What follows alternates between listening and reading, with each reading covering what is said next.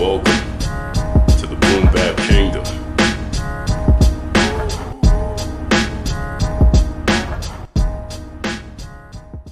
Yo, peace, and welcome back to the Boom Bap Kingdom.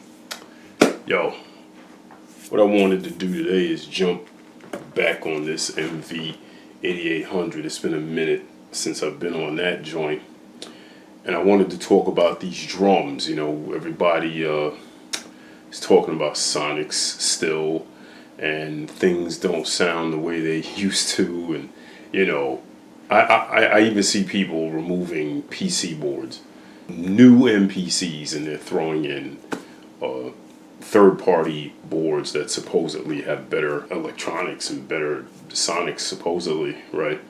But I think what a lot of people don't get is if you're not sampling the sound in the way you want it, you will have to tweak it a little bit. So for a lot of people that are, you know, trying to do boom bap, especially the way we did it, you know, New York style, early 90s, there are some tricks to that.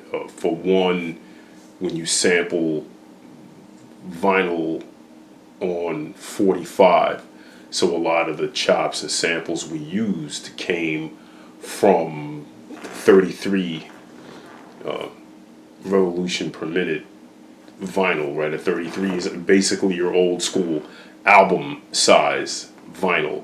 So in order to squeeze in as much sample time as we could, we would speed things up to 45 RPM and then pitch them down. And that created a type of sonic in and of itself, because the analog to digital converter had to kind of guess at how to stitch that sample back together. So after you take an analog signal, run it in, and the signal turns into digital, it has to be stitched up. I'm using the word stitch loosely, but it has to be stitched up. Basically, it has to be transcoded from analog into a digital signal and then back to an analog signal that your brain can understand, right? And when that happens, the machine has to kind of stitch binary together to come up with its best interpretation of the original signal. I hope that makes sense.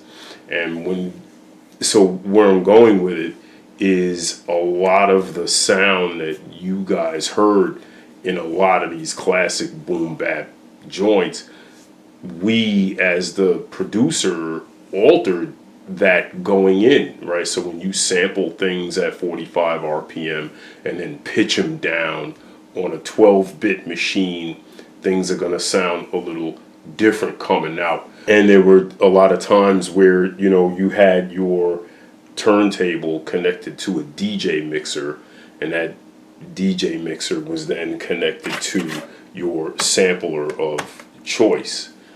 On your DJ mixer, you could EQ samples, right? So if I had a piece of vinyl on a turntable, say I set all of my EQ to low, right? I'm filtering out the mids, I'm filtering out the highs, and I'm bumping up all the low frequency, and then I play that record and sample that into my machine.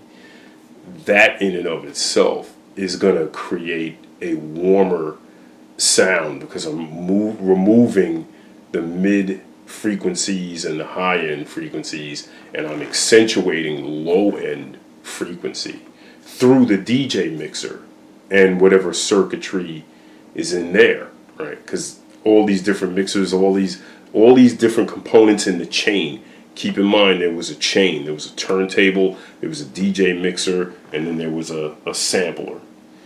So that's a chain, and all the electronics, all the pieces of that chain affect the signal that's coming out that you're hearing.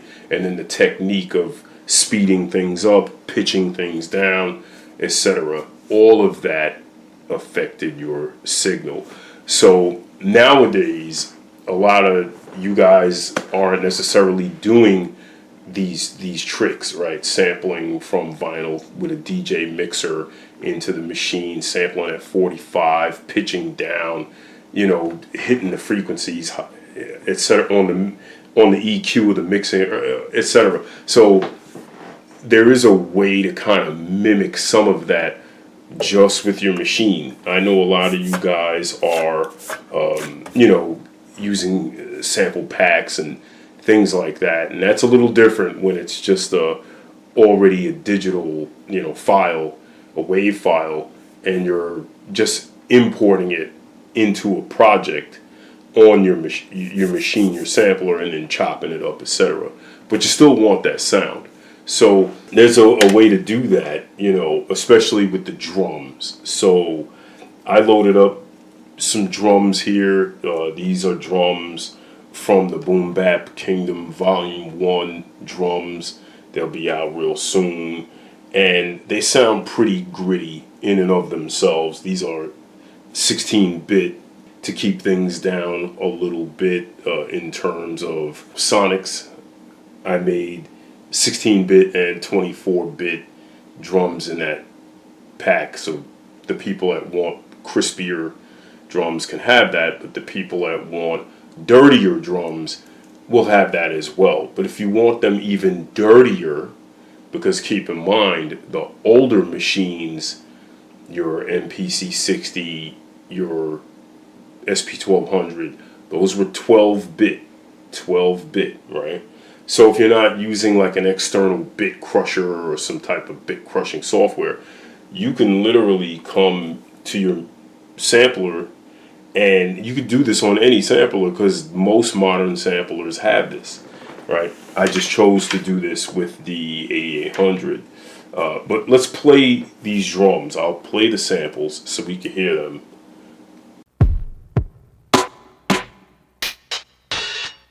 That's pretty much that for that. And then I'll play a pattern. I made a pattern. Boom Bap Kingdom says it's time for some drums.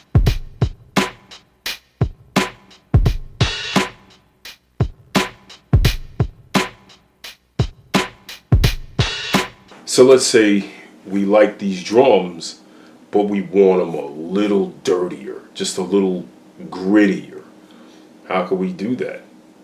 What we can do is we could take these kicks, these snares, and these hats and run them through the low pass filter of the machine. Let's give it a shot, right? Now, this is a trick I've done before, and I've actually done it on this machine. So I know how this typically sounds when I'm done, and it typically sounds pretty good. So, but I've done this on the Machine Plus. I've done this on the Akai Force. I've even done this on the 4000, the MPC 4000, where I've taken samples, whether it was my chops or my drums, and I've run those through the low pass just to kind of dirty them up a little bit. So let's see what that sounds like. On here, if I go to quick edit, they pretty much have a filter right here. It's very easy to get to, and it's the very first one, low pass filter. And then we can just start messing around with the cutoff. Now you could do the same on any other machine. You just find under the effects for that machine and you just add the low pass to it, and then you just start tweaking things to your liking, right? So hear it, you can hear it immediately. It really doesn't take a lot, but listen to how warm. This is no filter. And then listen as I start adding.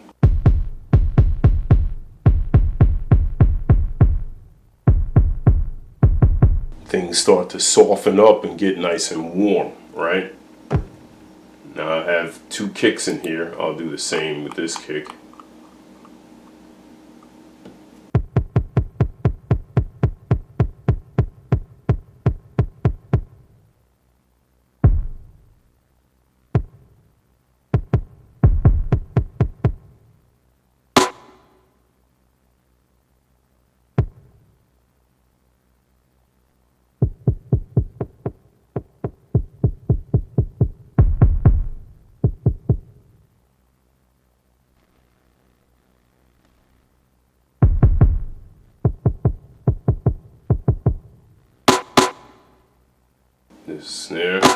Let's hit that. You hear that? It's immediately noticeable.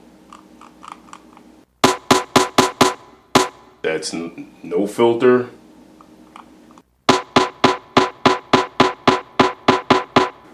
Filter.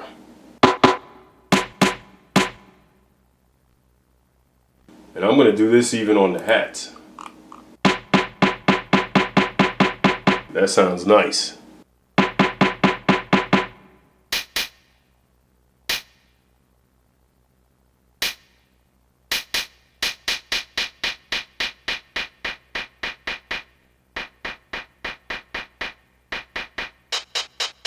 Just cutting out those highs and those mids.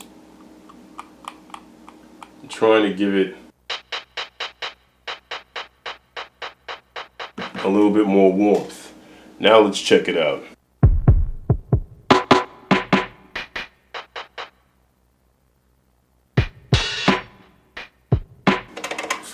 I forgot my open.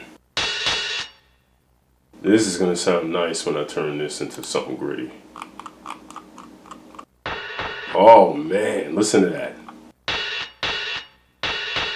Listen to that.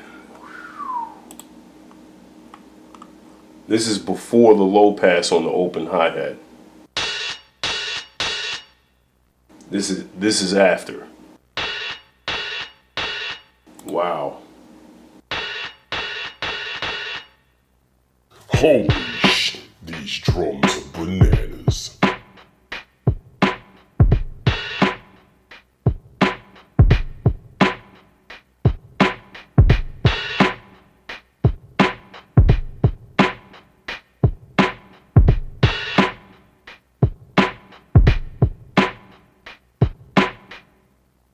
Come on.